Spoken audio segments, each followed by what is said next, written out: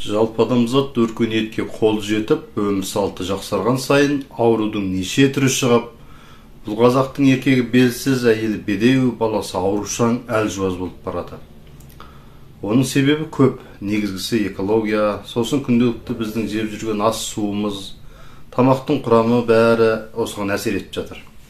Қазақ айтады, ауру астан, дау қарындастан деп. Ендеше бұрынғы қазақтың тұрмыс тіршілігі қанша ауыр болса да көбі батыр, тұлғалы алып, палуан болған деп жатамыз. Осы ата бабасы батыр болмаған қазақ жоқ қой, қарап естіп отырсаңыз. Өтіріктеңізші. Ендеше бұның сыры мынады екен. Қазақ ен далада жүрсе де, барлық медицинаңыз, культураңыз басқалардан жақсы білмесе кем білмеген. Қазақтың ескі салты ырым тиымдарында қарап отырсаңыз, басы артық, томпақ ештеңе де жоқ. Тонып тұрған даналық ол. Олардың жанын жеп жасаған күнделікті ауыр қиын тіршіліктері тұнып тұрған медицина деп айта аламыз. Мысалы, белсіздікке ең мықты шипаның бірі атқа міну деп осы интернетте жаңалық ашқандай шулап отырамыз ғой. Рас, қазақтың мықты болғаны сол жылқымен бірге өсіп, соның мінезін бойына сіңіріп, моральдық болсын, физикалық жағынан болсын, жылқыдан көп дүние алады. Енді сіздер білмейді-ау деген тағы бір нәрселерді айтып отырайын. Мысалы, қазақта жүн сабау деген нәрсе бар. Жүнді жақсылап тұрып, ақ бұлттай етіп түтіп алады да, тулаққа салып, қыз келіншектер айналып, алқа қотан отырып, қолдарына сабау алып, сабайды.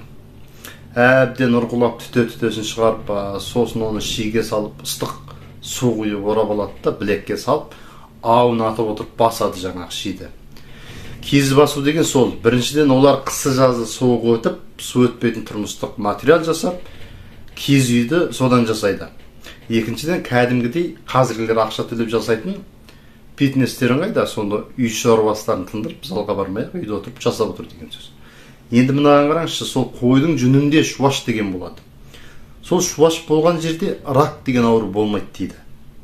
Сонымен бірге мына қолдың қиылып кетуі, басқадай тері аурулар жаңағы шуаш болған жерде тұрмайды екен.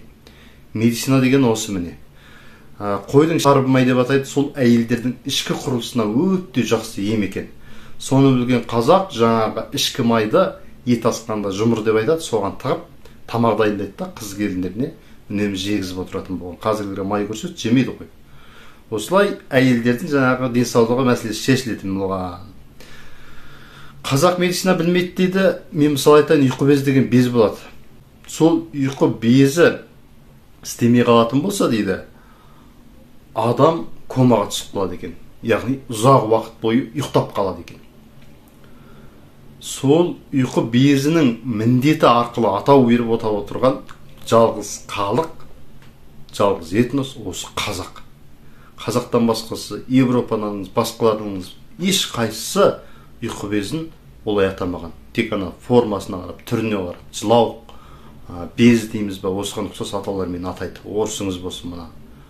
Бәрін сөйтіп атаған.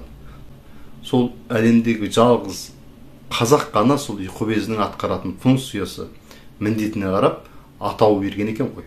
Бұл дегеніңіз қазақта медицина деген қалай болғаны, медицина қазақта жоқ, ештеңе білмейді деп жүргендерге жауап ретінде айтса болады.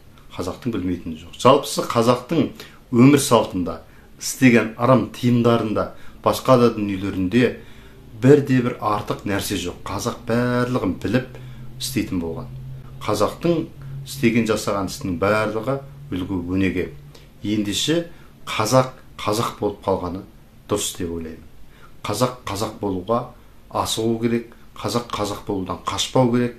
Қазақ өзінің тілін, өзінің менталитетін, болмыс табиғатынан ажырамай, соны бойына сіңіріп, өзінің дәстүр салтын бес саусағындай біліп отыратын болса, қазақ болып қалатын еді.